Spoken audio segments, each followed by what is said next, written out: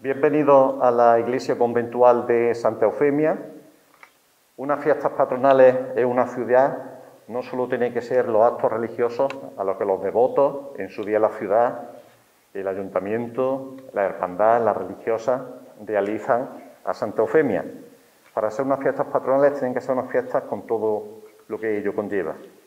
Por eso este año hemos querido lo de preparar un concierto y una conferencia, para que nuestra historia no se quede olvidada en las bibliotecas, en los archivos, sino que la tengamos presente y que los antequeranos de hoy sepamos lo que hicieron los antequeranos del ayer, para los que vengan en el futuro sepan la riqueza que hay.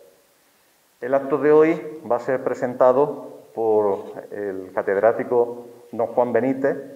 En el último acto, creo, público, sin ser hijo adoptivo de Antequera, su próximo acto será el 16 de septiembre, Día de Antequera y Santa Eufemia, donde la ciudad, después de 50 años trabajando desde el instituto, desde sus investigaciones, pues le va a dar la condecoración de ser hijo adoptivo de Antequera. Y él va a presentar a nuestra conferenciante. Uno quiere pensar cómo era la Antequera de la época de la Escuela de Gramática. Pues hoy tenemos a Asunción Rayo, que nos va a dar unos detalles sobre una obra que tenemos en Antequera, quizás desconocida por la gran mayoría de los antequeranos, pero que gracias a su estudio, a lo que hace la Universidad de Málaga, a los que preparan todos los amantes de la literatura, están haciendo como una nueva escuela de gramática, escuela granadina antequerana del siglo XXI, por todas estas personas que apasionadamente dedican su tiempo a investigar y a sacar a la luz todo ello. Al final del acto, la Hermandad de Santa Eufemia, con la colaboración de la Diputación Provincial de Málaga, va a obsequiar a cada persona presente de los 2 ejemplares de lo que hoy va a dotar la conferencia. Ya sin más, le dejo la palabra al catedrático de Lengua y Literatura, al inminente y flamante hijo adoptivo de Antequera, el catedrático don Juan Benítez. Gracias a la Hermandad de Santa Eufemia, gracias al Sol de Antequera por organizar estas actividades.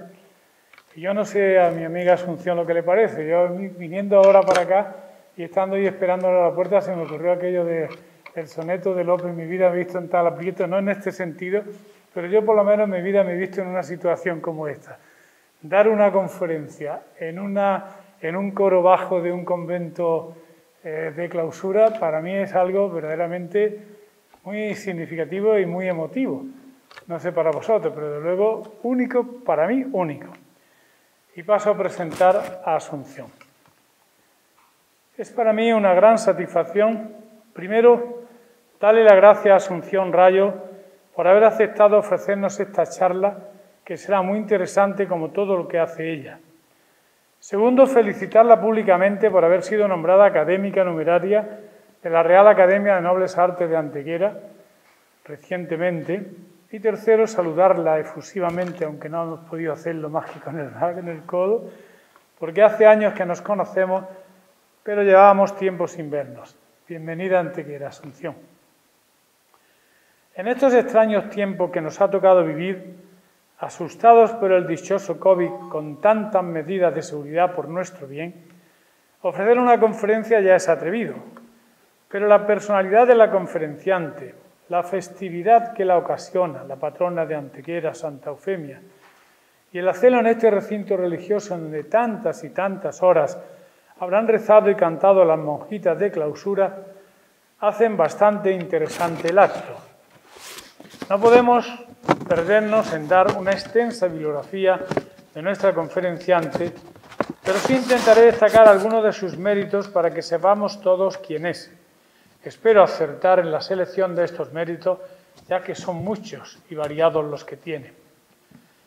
Asunción Rayo Grus es licenciada en Literatura Hispánica por la Universidad Complutense y doctora con premio extraordinario de doctorado en la misma asignatura, en la misma especialidad, por la Universidad de Málaga.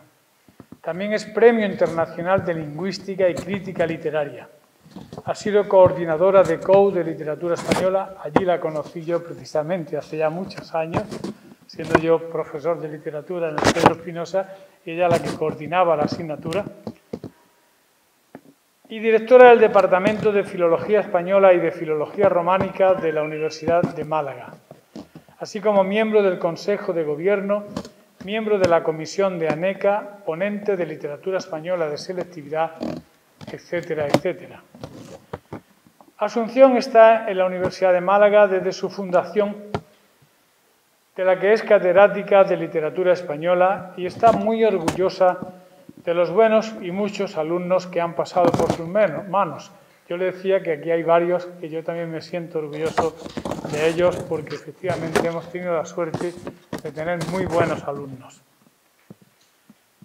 Porque ella es, y eso es lo interesante y le gusta que se destaque, docente por vocación, que por desgracia no hemos sido muchos. Y yo me siento también dentro de ese grupo reducido de profesores por vocación. Y además es una gran investigadora y difusora de conocimientos, con monografías y publicación de textos inéditos y otros de relevancia para la historia de la literatura. Citaré algunos: prosa didáctica en el siglo XVI, prosa didáctica en el siglo XVII, la escritura dialéctica, estudios sobre el diálogo renacentista. Ha editado El Crótalo, de Cristóbal de Villalón, Menosprecio de corte y alabanza de aldea, arte de marear, de Antonio de Guevara, Coloquios matrimoniales de Pedro Luján, etc. Una gran especialista en la prosa del siglo de oro y ha participado en muchos congresos internacionales y en grupos de investigación, y sus trabajos se han visto publicados en infinidad de artículos en revistas de gran talla internacional y nacional, que enumerarlos nos llevaría horas y no podemos hacerlo porque lo que queremos es oírlo. Es interesante destacar que ha definido y dado nombres a dos géneros olvidados y sin clasificar hasta ahora: las misceláneas del siglo de oro y los libros de antigüedades del siglo de oro. Destacaremos entre estos que ella ha definido pues algunos libros, como por ejemplo Libro de Antigüedades de Andalucía y, como no, ese libro que vaya a tener la suerte de poder contar, esos dos tomos de los discursos históricos de Agustín de Tejada, que ella ha sido la que lo ha publicado. Una obra totalmente inédita, totalmente desconocida, y que gracias a su labor y a su investigación y a la decisión de publicarlo, pues vamos a contar con esa obra. Aunque algunos, como el caso mío, por supuesto, y ella que lo escribió, que lo publicó, pues lo teníamos desde hace tiempo. Podría seguir enumerando muchas de sus publicaciones, todas ellas muy interesantes y de gran mérito, sobre todo para los que nos hemos dedicado a la enseñanza de la lengua y literatura española. Pero como he dicho antes, hemos venido a oírla y no a oírme a mí, aunque sea para realizar algo de su actividad profesional, no he tenido más remedio que hacer esto. Pero sí quiero destacar que Asunción forma parte, y esto es muy interesante y hay que agradecérselo, de un buen número de profesores de la UMA, la Universidad de Málaga, que han tenido el gran acierto de dedicarse a darnos a conocer la Escuela Antequerano-Granadina de Poesía, que tan ignorada ha estado siempre.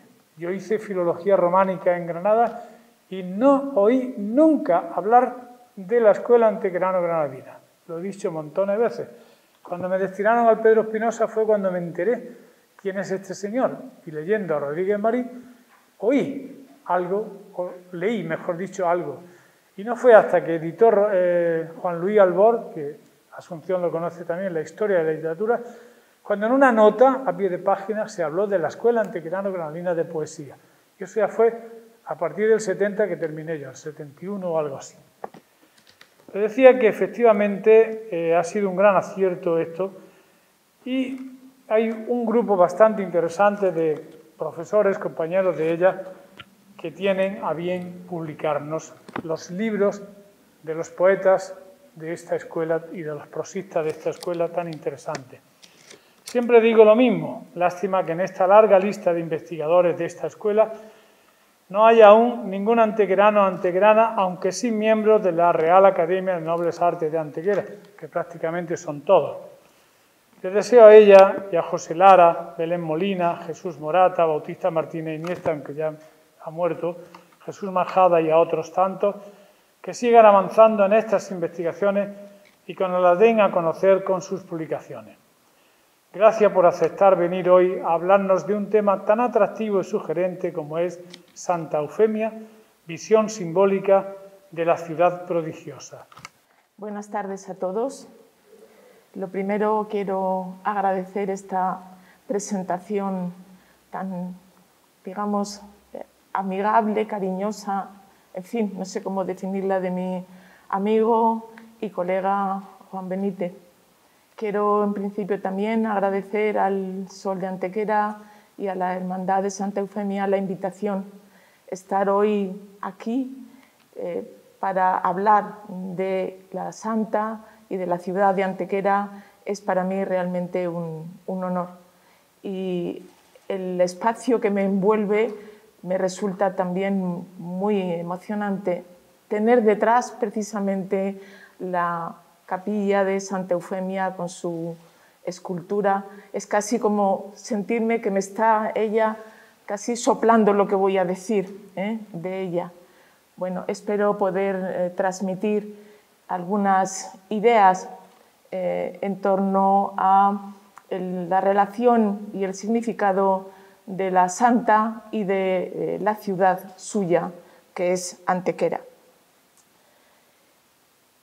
En el siglo XVII se pone de moda un tipo de obras que yo he denominado libros de antigüedades, aunque también podríamos denominarlos libros de ciudades, pues tratan en realidad de la historia y de la excelencia de una ciudad, desde su antigüedad hasta su clima, rasgos geográficos, héroes y santos, y todo ello en torno a su fundación y las maravillas características que la definen.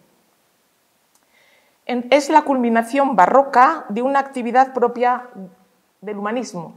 Ya había surgido en el humanismo y en el Renacimiento. Su interés resulta ser más literario que histórico. Y su validez es más cercana a lo que pueda ser la poesía o el teatro barroco. ¿Por qué? Porque ciertamente estos libros dan cuenta de la mentalidad barroca que puede interesar a un historiador, da cuenta de los conflictos culturales generales, de la orientación contrarreformista que se vivió en estos tiempos, pero a un nivel mucho más cercano a la ficción, a la creación, es decir, al nivel literario.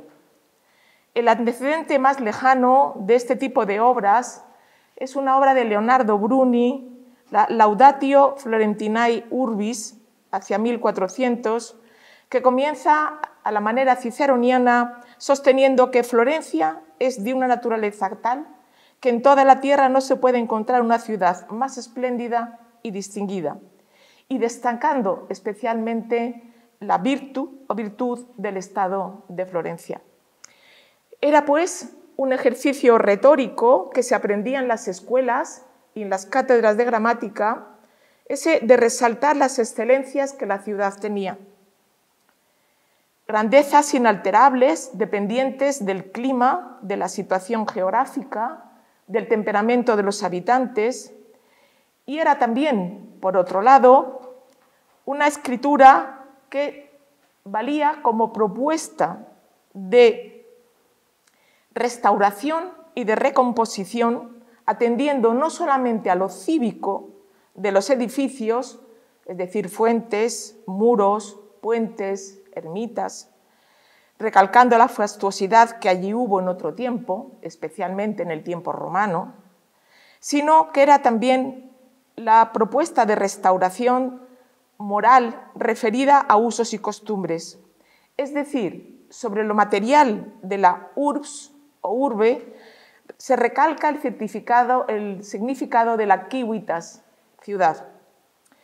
En las laudes del ámbito hispánico se hizo especial hincapié en este concepto aristotélico que dotaba a la ciudad de un significado civilizador, tanto por el aspecto de un territorio más romanizado que el resto europeo, lo que implicaba primacía, como por la refundación castellana tras la conquista de los lugares, lo que tuvo especial justificación en las ciudades andaluzas, que estaban, todos sabemos, recién recuperadas del dominio musulmán.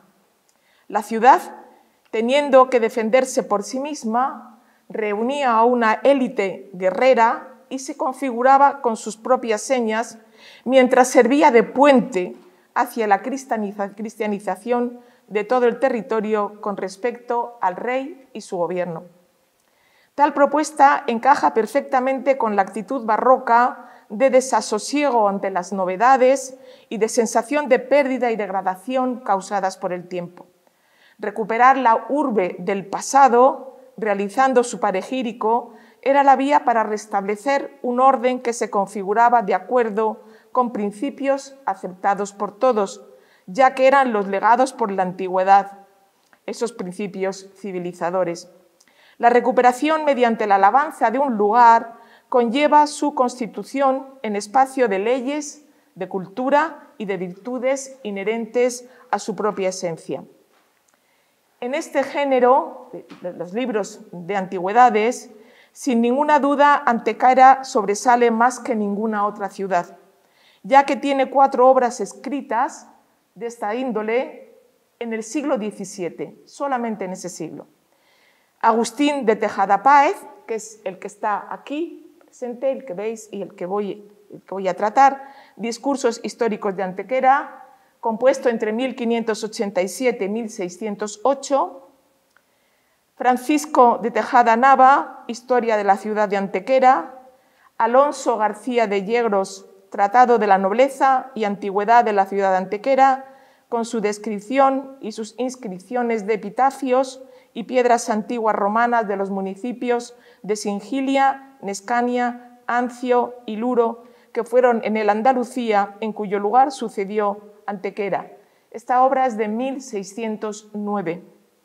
Y por último, Francisco Cabrera, descripción de la fundación, antigüedad, lustre y grandeza de la muy noble ciudad de Antequera. Este recorrido por estas 4 obras la realizó ya en el 2003 nuestro compañero también en la Academia de Antequera, José Escalante, en un artículo donde trata de esto publicado en la revista Baética. Para nuestra charla de hoy elijo la primera de todas ellas, que es la más completa y la que sirvió de modelo para la imitación en las otras. Pero no voy a referirme a Singilia o a la antigüedad romana, a la que Tejada dedica la segunda parte de su obra, es decir, 11 capítulos que giran sobre la explicación e interpretación de los elementos que entonces constituían y adornaban el arco de los gigantes, estatuas y lápidas que le permiten hablar de cargos de la antigua Roma, de emperadores, de leyendas y de historietas como la de Andróclo y el león, a la que luego me referiré. En ese momento adquiere un especial significado la escritura de esta obra de Tejada Páez, porque es cuando se está levantando el arco de los gigantes y se está trayendo para realizarlo todos aquellos elementos romanos que se han encontrado en toda la comarca de Antequera. A estos capítulos de la segunda parte de los discursos históricos se anteponen otros 2 capítulos generales sobre las artes y las ciencias en la antigüedad, y al final de esta especie de introducción a la descripción de los elementos del arco y comentario de los elementos del arco de los gigantes, se añade un capítulo sobre Santa Eufemia, que es en el que me voy a centrar. Todos sabemos que Santa Eufemia es la patrona de Antequera porque en el día a ella consagrado por la Iglesia, las tropas castellanas entraban en la ciudad después de bastantes años de esfuerzo y luchas al mando del infante don Fernando. Tejada describe así este hecho histórico. Y así entró a 24 de septiembre en el castillo, con grande ruido de chirimías y trompetas y a tambores, habiendo ganado la villa a 16 del propio mes, día de la ilustrísima y santísima Virgen y mártir Santa Eufemia, aquí en Antequera, por patrona muy reverenciada, año de 1410. Los patronos y las advocaciones de las vírgenes son fundamentales en los libros de antigüedades. Algunas de estas obras parece que tienen su principal motivo en la recuperación de los santos patronos de la ciudad y en remarcar el significado cristiano de su espacio, mediante la atribución de mártires de las persecuciones romanas e incluso algún otro de la época musulmana. En otras obras se dedican capítulos al mismo tema, entendiendo que los mártires y santos de la ciudad forman parte de su elenco, configurando un espacio de capacidad sobrenatural y de maravilla cristiana, en que no faltan los milagros de aquellos, la Virgen y las imágenes. En parte integran una práctica habitual desde mediados del siglo XVI, la de relaciones de eventos milagrosos conectados al culto de algún lugar, acompañados normalmente de documentos y de pruebas que brindan ese toque erudito propio del humanismo o científico para ellos, relaciones que también tuvieron un importante eco en el teatro y en la novela barroca. Se entiende entonces que Tejada le dedique en sus discursos el capítulo cuarto de la segunda parte, titulado así: Escríbese la vida y martirios de la gloriosa Santa Eufemia, patrona de Antequera, y algunos versos que se han hecho en su alabanza. Estos versos son un himno en latín, con su correspondiente traducción en castellano, otro de su maestro, Juan de Mora, que nos hace pensar en que son posibles ejercicios académicos, y al final se incluye, junto a otros poemas tan importantes como el de la Peña de los Enamorados, este que se titula A la ilustrísima Virgen mártir Santa Eufemia. Aunque García de Yegros explique la elección de Santa Eufemia, entre otros posibles santos que se conmemoran el mismo 16 de septiembre, debido a que es la única que realizó un milagro en España, analizando estos poemas de Tejada Páez, encontramos otros motivos más profundos e interesantes con la interpretación de los símbolos que la configuran y sus significados para la refundación de Antequera. Tejada no alude para nada, que sí aparece en otras versiones, en otros lugares, el famoso sorteo de entre todos los santos que la Iglesia conmemora el 16 de septiembre, y por 3 veces salió siempre Santa Eufemia. Tejada Páez no alude para nada a eso. Estos significados, además, se avalan por esa tradición temprana que también se recoge en la crónica de Juan II, de que Santa Eufemia se le apareció al infante. Es un cuadro que está también aquí y se puede ver. Se le apareció al infante don Fernando, invitándole a que entre todas las opciones que tenía para iniciar la reconquista, eligiera a Antequera. Resulta muy curioso. García de Yegros describe en su obra El Milagro, un milagro ocurrido en Galicia, como motivo para la elección de Santa Eufemia. En cambio, el cuadro de Machuca, al que me he referido antes y que hay aquí una copia, es mucho más convincente. Repito, en los discursos históricos no se menciona ni tal aparición ni el sorteo. El capítulo cuarto de la segunda parte se amolda totalmente a la composición propia del santoral, vida y martirios de la santa, y se cierra elogiando las diversas semejanzas con otros mártires. Solo ella reúne tantas palmas del martirio que además trascienden como fuego, luz y como virtudes excepcionales.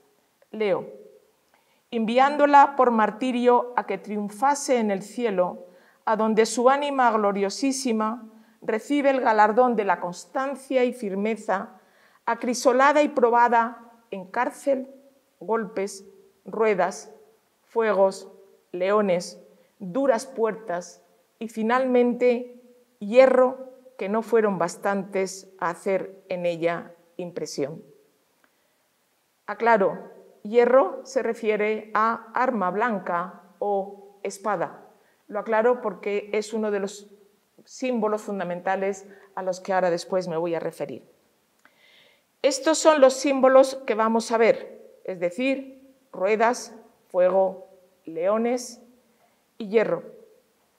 Además de otro símbolo más, el mito del ave fénix, que funciona como eje del poema más largo y meditado recogido al final de la obra, junto con los poemas a San Laurencio y a la leyenda de la Peña de los Enamorados. Nacida en Calcedonia y de claro linaje, fue víctima de las persecuciones a cristianos que se produjeron en tiempos de los emperadores Diocleciano y Maximiano. No queriendo sacrificar al dios Ares, como había ordenado el juez Prisco, fue encarcelada a la vez que otros cristianos, pero su valentía y su fe pronto la hicieron destacarse y sufrir mayores castigos. Vamos a ir ahora, entonces, me voy a ir refiriendo a estos símbolos que hemos enunciado. Compruebo, sí, que vamos bien. En primer lugar, la rueda y el fuego. Trato de los dos al mismo tiempo porque tanto en la poesía como en el discurso cuarto, Tejada los aúna y alcanzan valores correlativos y entrelazados entre ellos. Dice así el texto: fue puesta en una rueda que tenían puesta los verdugos llena de carbones. En otras versiones, no en la de Tejada, en vez de carbones hay clavos. Pero Tejada prefiere el fuego para, por un lado, acercarla a San Lorenzo, es uno de los mártires a los que se compara a Santa Eufemia, por eso va a ser más que todos, porque va a ser Santa Catalina, San Lorenzo, el profeta Daniel, es decir, va a reunir en sí la virtud cristiana de muchos otros santos. Sino, digo, no solamente para acercarla a San Lorenzo, sino para poder relatar cómo se salvó de este artificio, connotando ya la simpatía o protección de Dios hacia ella. Leo el poema, que esta parte corresponde al himno. Llamo himno al que Tejada escribió primero en latín y luego tradujo, y llamaré poema al que está recogido al final como tercera parte de los discursos históricos. El fuego crudo que los miembros quema del gran Laurencio Santo, también tu cuerpo cándido atormenta. Y aunque el más fuerte estos tormentos tema, por ser de gran espanto, no el fuerte pecho tuyo se amedrienta. El fuego es esencial ya desde este primer martirio, desde este primer símbolo, para la metáfora del ave fénix, con el que, como he dicho antes, se construye el poema más largo sobre Santa Eufemia de Tejada. Y leo, recalcando, porque esa rueda milagrosa acaba convertida en cenizas, mientras que la santa queda encima de las cenizas, sana y salva. ¿Qué simboliza la rueda? La rueda simboliza los vaivenes de la vida. Es la que encumbra y derroca o arruina a los hombres por su continuo movimiento, haciéndonos juguetes del azar. Es esa rueda que está desde la tradición medieval y en toda la poesía, que gira y cuando nos sube luego nos vuelve a bajar. Rueda aplicada muchas veces o varias veces a los condestables, a los grandes, que, por ejemplo, como don Álvaro de Luna, que estaban arriba, pero el estar arriba en una rueda significa que igual que has subido vas a volver a descender. Pero para Santa Eufemia solo tiene el movimiento ascensional. Ella queda, recalco, encima, porque aquella, dice el texto, tenía hincado clavo. Así se lee en el poema también, que está clavado en Dios vuestro alto vuelo. Dios la protege, la encumbra y le da alas para su vuelo. Las alas, de nuevo, la relacionan con el ave fénix y con su vuelo. El clavo se refiere a un palo de madera que en las ruedas inorias se colocaba en la parte baja para impedir que la rueda pudiera moverse. Es imagen repetida en textos literarios en la metáfora de la rueda como fortuna. La rueda con el clavo echado significaba tener buena fortuna duradera, porque la rueda no podía moverse. El palo o clavo de Santa Eufemia, que la mantiene en alto, es su fe, su virtud y la protección divina. Además, esta protección divina se evidencia en el castigo que sufre el verdugo. El creador del artefacto, como rueda con fuego, es víctima de su propio invento, como le ocurrió a Perilo, que aparece en el texto de Tejada, que construyó un tormento por orden del tirano Falaris, que era más cruel en la forma que en el hecho, porque tenía un toro de metal obrado por tal artificio que, metidos los que quería matar dentro, formaban y sonaban una voz como si fueran bramidos de toro, porque el gemido humano no le pudiese mover a compasión. Una cosa sola hizo bien aqueste mal tirano, que el maestro e inventor de este toro y armonía, que se llamaba Perilo, hizo que fuese el primero que hiciese la experiencia y lo mató en él. He citado un texto que aparece en la Silva de varia lección de Pedro Mejía, donde se cuenta el invento de Perilo y cómo fue castigado. Al torturador de Santa Eufemia le ocurre casi lo mismo, porque muere víctima de su propio invento. Estando el artífice dentro de la rueda, mandó a los que la habían de mover que la rodasen cuando él hiciese cierta señal para que el fuego saliese y quemase a la soberana Virgen, que de otro mayor fuego estaba abrasada. Pero cayéndosele al maestro el instrumento con que adobaba la rueda, hizo ruido en ella, y los ministros entendieron que era la señal que les había de dar para moverla, y moviéronla con tanto furor que la hicieron pedazos. La rueda de fuego inventada para dar martirio a Santa Eufemia, aunque con un mismo final, es más sofisticada y más rica en contenido simbólico, porque después de que muere el artífice de este martirio, sus ministros le prenden fuego que tampoco incide en la santa. Los parientes del maestro, que esto vieron con mucho dolor por su muerte, pusieron fuego bajo la rueda, queriéndola quemar junto con la Virgen, mas quemóse la rueda y Santa Eufemia quedó libre, porque nunca un fuego quema a otro fuego, especial guardándolo ángeles como a ella la guardaban. Nueva imagen que la acerca metafóricamente al ave fénix. Leo parte del poema. Pusieron vuestro cuerpo en una rueda, porque con tanto movimiento ruede que deje atrás el círculo del cielo. Rueda la rueda, el santo cuerpo rueda, mas rodar vuestra suerte ya no puede, que está clavada en Dios vuestro alto vuelo. Levantóse del suelo buscando un aposento do estuviese seguro. Halló de oro el estrellado asiento de aquel cándido trono ilustre y puro, y extendiste las alas en las impéreas salas, donde hallando descansado nido, triunfasteis del tiempo, muerte, pena, olvido.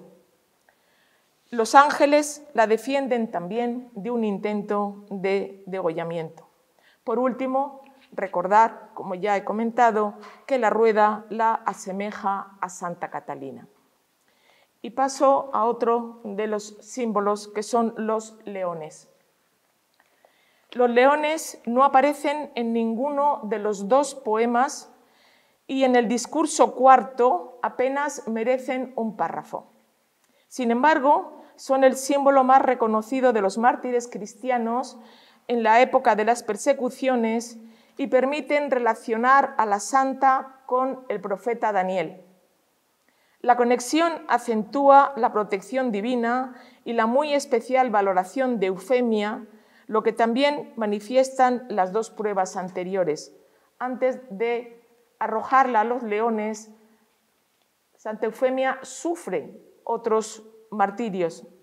Viendo esto, el juez mandó llevarla a la prisión y que no le diesen de comer, lo que no hizo falta, a quien se sustenta de manjares celestiales. Y al cabo de 7 días hízola poner en unas piedras muy duras y llenas de puntas, mas a ella le parecía que estaba en un prado lleno de flores y rosas. Mandóla poner en un lugar donde estaban 3 ferocísimos leones, tan feroces y bravos que a cuantos venían dentro comían y despedazaban. Mas como vieron a la Santa Virgen, vinieron a ella muy mansos y la comenzaron a halagar, reconociendo los animales lo que la malicia de los hombres no conocía. El mito de los fieros leones, que respetan e incluso lamen a su posible víctima, parte de una fábula de Esopo que tiene su mejor y más extensa versión en la literatura española en una epístola familiar de Antonio de Guevara, la epístola del tomo 1, que lleva el número 28. El mismo Tejada la cuenta a propósito del león, cuya estatua se puso en el arco de los gigantes en su último y 14º discurso de esta obra. Es decir, ese león que forma parte del arco de los gigantes y que para Tejada, como ahora oiréis, voy a leer el texto, pues es sin duda este león que perteneció al esclavo Andróclo. El león, que está a la mano izquierda de quien tomó el cerro el nombre del león por haberse hallado en él, creo yo por alguna apariencia que se puso en tiempo de gentiles cuando Andróclo se libró de la muerte, lo cual aconteció de esta manera. Que en unas fiestas que en Roma se hicieron, donde acostumbraban a echar leones y onzas y otros animales fieros a los esclavos y hombres condenados a muerte, fue echado un esclavo llamado Andróclo, contra el cual soltaron un fierecísimo león traído de África, de quien todo se entendía que había de hacer cruel ricia y daño. Mas no fue así, porque el león, viendo al esclavo amansando su ferocidad y con muestras de halagarlo, se fue a él echándosele a los pies, y Andróclo, vista la mansedumbre del león, comenzó a halagarlo. Los que estaban presentes a las fiestas, viendo caso tan nuevo, dieron voces que fuese libre, pues el león no le quería hacer daño. Y el emperador Tito, que entonces imperaba, por complacer al público, mandó traer ante sí al esclavo y preguntándole que por qué el león no le había acometido y si le conocía. Y el esclavo respondió que siendo su amo procónsul en África, él se había huido de él por el desierto, donde no pudiendo sufrir el calor del sol se entró en una cueva. Y estando en ella, llegó aquel león, sin hacerle mal, alzada la mano que traía cubierta de sangre, y que él, visto esto, le sacó una espina que venía lastimado, y que le curó la mano, y que estuvo en aquella cueva 4 días, y el león le traía carne de la que cazaba, de la cual se había mantenido asándola, por falta de fuego al calor del sol. Que un día, no estando el león en la cueva, fue preso de la gente que su amo había enviado en su búsqueda, y que así, después de diversos trances, había venido al estado presente, donde por misericordia de los dioses había sido echado al león que él había curado en África, el cual, acordándose del beneficio, no le había hecho, como veían, mal.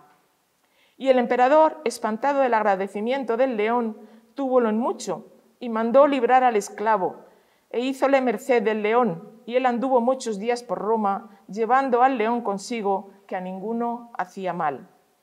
Y en Roma le dieron muchas joyas y dineros con que vivió rico, y pusieron el acaecimiento de este hecho entallado en mármol en una plaza, y muchos lo dibujaron. Y extendiéndose la fama por muchas ciudades a imitación de Roma, esculpieron esta historia en mármol en las plazas y caminos. Y así pudo ser que en la ciudad de Nescania, que estuvo fundada en el Cerro del León, la hubieran puesto, porque a la verdad el león muestra estar humillado a alguna persona, el cual ha durado hasta nuestros tiempos sin mostrar que haya sido ofendido de la inclemencia de los siglos que por él han pasado. Esto escribe Apión Griego y Aulogelio y Pedro Mejía en la segunda parte, capítulo 2 de su Silva, y don Antonio de Guevara en sus epístolas y Eliano en el libro de los animales. Le interesa, por tanto, a Tejada la figura del león, pero trata de ella de otra manera, como ahora voy a explicar. Trata de ella en la figura puesta en el arco de los gigantes.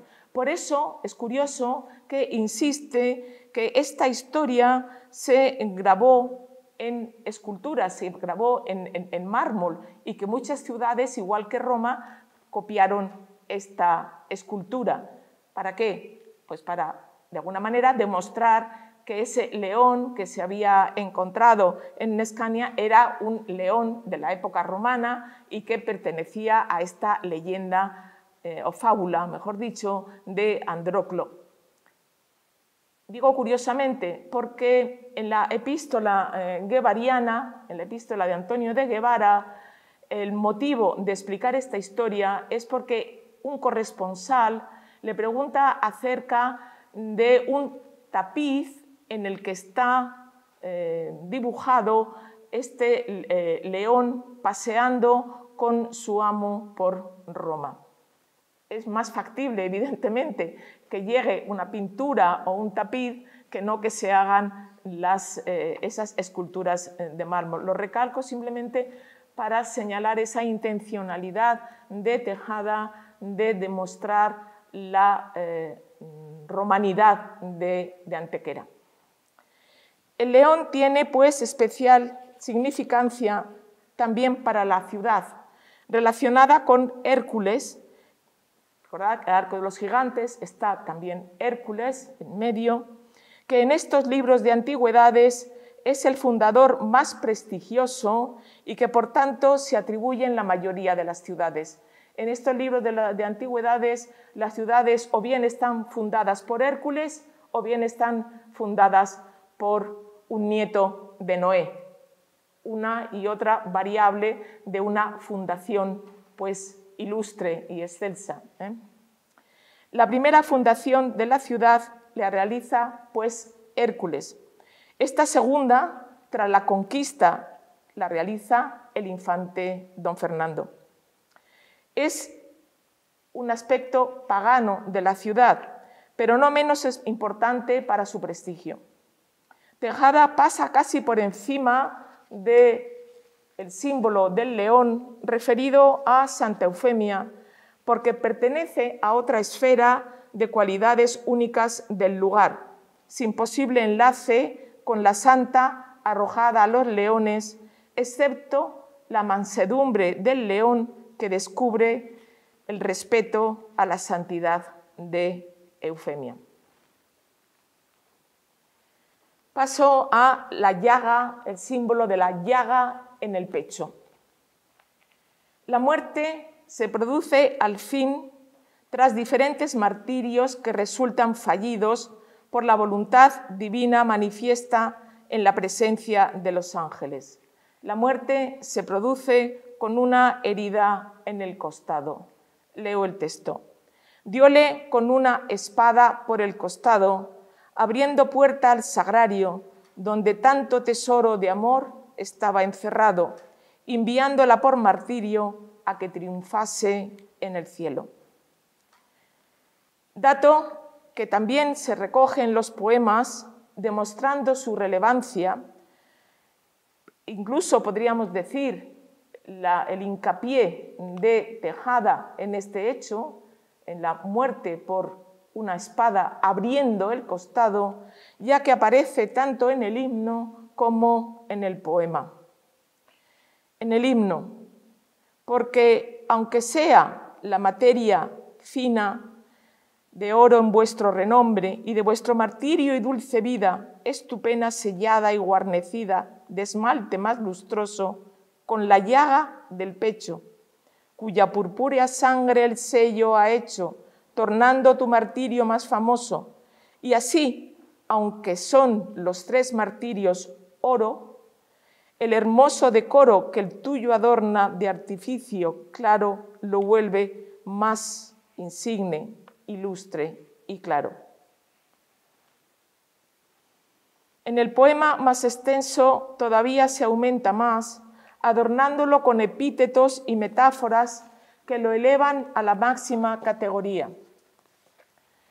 Y como en el cristal se manifiesta por ser luciente, transparente y claro lo que detrás le ponen claramente, así el amor que tal os tiene puesta se muestra por el golpe tan preclaro que sin impedimento está patente do la llaga luciente comunica el tesoro de esmeraldas y púrpura y de perlas, rubíes, aljófar, margaritas, oro, que queréis por el cielo prenderlas, con rosicler bordando y con los pies hollando la cumbre eterna de inmoble impirio, dos mostráis como rosa o blanco lirio. Leemos el poema y elegimos algunos epítetos y algunos términos. Es llaga luciente, es decir, resplandece como luz. En todo el poema es fundamental el campo semántico de la luz, así como, ahora también me referiré a ello, el campo semántico de la ascensión. ¿Por qué? En principio, porque en luz se convierten todas las almas elegidas. Es una imagen muy repetida, especialmente en las elegías, desde el siglo de oro hasta los poemas más modernos. La metamorfosis del muerto o la muerta en luz que brilla en el cielo implica pues una ascensión al cielo y una nueva vida junto a Dios. El muerto o la muerta se convierte en luz, se convierte también en estrella, desde el cual puede contemplarnos. Otro elemento, tesoro. La metáfora del tesoro desencadena desde la consideración del pecho como urna una enumeración de piedras preciosas que se convierten así en atributos de la santa y apoyan tanto el resplandor de su alma ascendida como su transición al cielo. Dice el texto, los pies hollando la cumbre eterna, nuevo rosicler, es decir, amanecer de una rosa o blanco lirio. ¿Por qué es tan importante esta llaga? Si los otros martirios la asemejan a Catalina, al profeta Daniel, a Santa Lucía, a San Lorenzo. Esta empareja a Santa Eufemia con Jesucristo. Los martirios que a muchos santos hacen ilustres honoran la memoria de esta gloriosa Virgen porque fue, como digo, semejante al invencible, leo el texto, estoy leyendo el texto de Tejada, al invencible mártir San Laurencio en el padecer por el fuego, y a Santa Catalina en la rueda, y al profeta Daniel en ser echado a las bestias fieras, y la excelentísima Santa Lucía en quererla violar y deshonrar y defenderla a Dios. Y al fin vino a ser estampada de Jesucristo, pues le parece en la llaga del costado. Vuelvo a leer otra parte del poema que ya he leído. Y aunque el más fuerte de estos tormentos tema por ser de gran espanto, no el fuerte pecho tuyo se amedrienta, pues la señal clarísima y sangrienta que a Cristo esmalta el pecho, también el tuyo esmalta. Aunque la llaga en él es muy más alta, pues fue del mundo el único provecho. Pero muestras de amor la viva llama que el pecho tuyo inflama, pues que de Cristo en ti y en ti de Cristo un recíproco amor y fuego es visto. La llaga en el pecho tiene otras connotaciones que explican la importancia que le concede Tejada. En la simbología cristiana, a Cristo se le representa como pelícano, que es el ave que significa el sacrificio de Cristo para dar vida a los hombres, para permitir la resurrección de los muertos.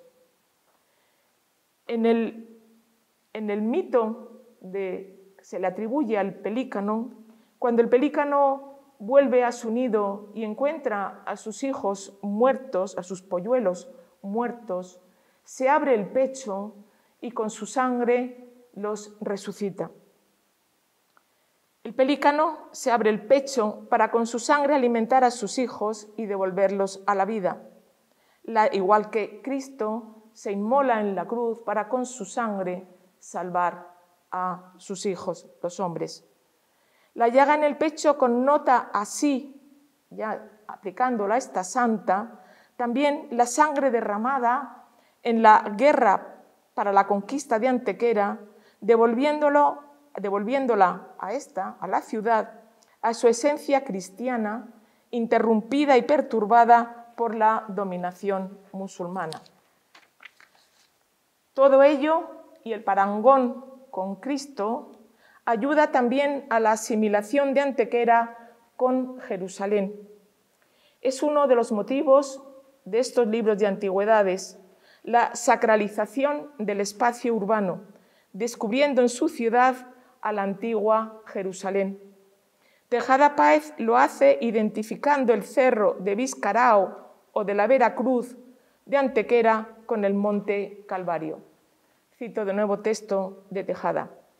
Hasta entonces, hasta donde acaba la ciudad, terminado con cerro, que antiguamente se decía Vizcarao y ahora se dice de la Vera Cruz, casa de mucha devoción, porque es muy semejante al monte Calvario, según afirman todos los que han visto los dos, y de la descripción del Calvario que trae Fray Antonio de Aranda en el viaje a la Tierra Santa, el capítulo 24, que de esta imagen se colige. A Tejada le interesa, y paso por último a el símbolo del ave fénix. ¿Qué deducimos de todo esto que vengo comentando, además de esa interrelación de Santa Eufemia y la ciudad de Antequera? Que a Tejada lo que le interesa, sobre todo, recalcar en esta santa es el mito del resurgimiento y de la resurrección, que evidentemente puede trasladarse a esa refundación de Antequera. Por eso elige en el poema extenso el mito pagano del ave fénix como símbolo de Santa Eufemia, imagen en la que se conjugan además la ascensión alas, vuelo, y el fuego, luz, resplandor, al que ya me he referido. Describe así a Santa Eufemia en la imagen de ave fénix. El ave azul, dorada, roja y bella, que de única en el mundo tiene fama, por nombre fénix, fúlgida y hermosa, siente el rigor de su natura estrella, que a muerte la provoca, incita y llama, porque nazca otra fénix más vistosa, y así junta olorosa acacia y roja canela, con que enciende un gran fuego, y batiendo las alas en él vuela, y el cinamomo encima aplica luego, y en él deja quemarse, y en ceniza tornarse, y así de la ceniza y llama viva resucita otra fénix más altiva. El ave fénix crea su propio altar, se inmola en él y resucita a nueva vida.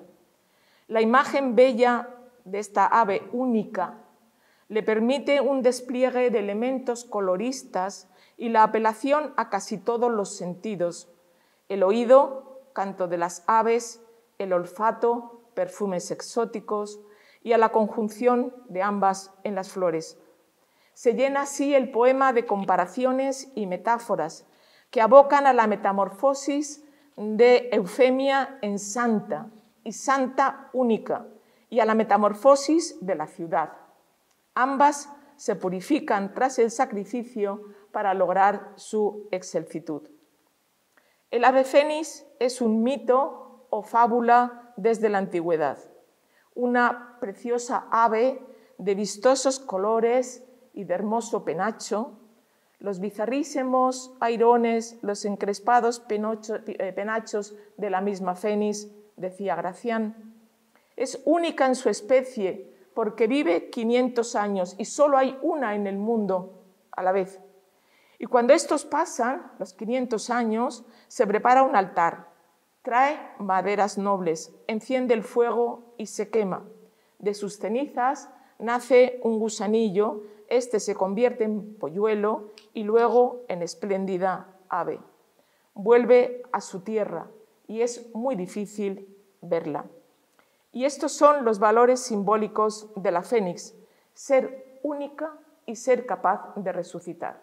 Por eso también la relación del ave fénix con Jesucristo. Pero a lo que vamos, Santa Eufemia para Tejada es un ave fénix.